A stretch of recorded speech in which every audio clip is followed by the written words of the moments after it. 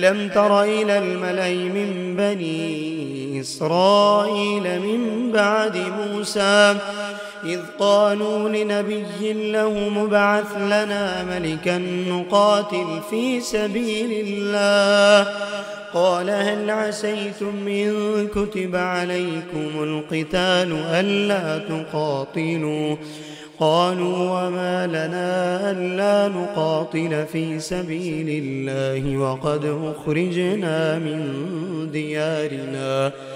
من ديارنا وأبنائنا فلما كتب عليهم القتال تولوا إلا قليلا منهم والله عليم بالظالمين.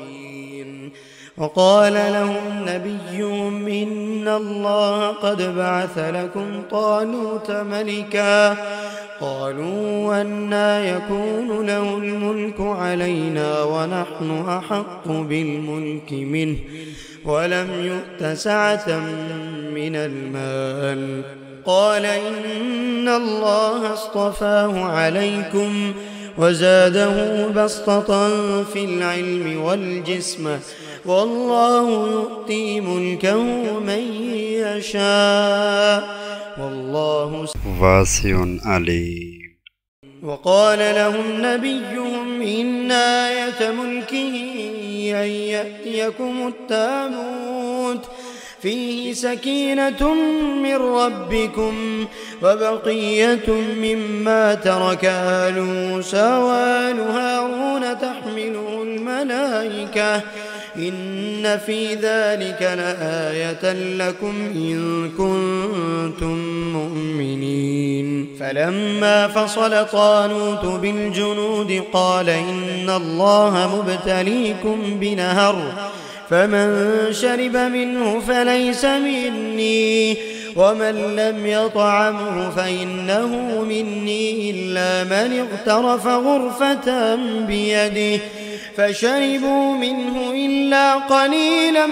منهم فلما جاوزه هو والذين آمنوا معه قالوا لا طاقة لنا اليوم بجالوت وجنوده قال الذين يظنون أنهم ملاقو الله كم من فئة قليلة غلبت فئة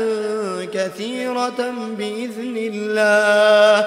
والله مع الصابرين. ولما برزوا لجالوت وجنوده قالوا ربنا افرغ علينا صبرا وثبت أقدامنا وانصرنا على القوم الكافرين فهزموهم بإذن الله.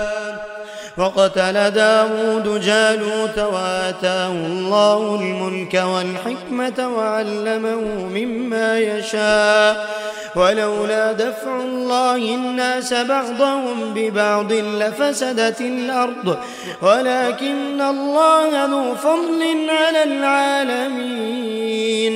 تلك آيات الله نتلوها عليك بالحق وإنك لمن المرسلين.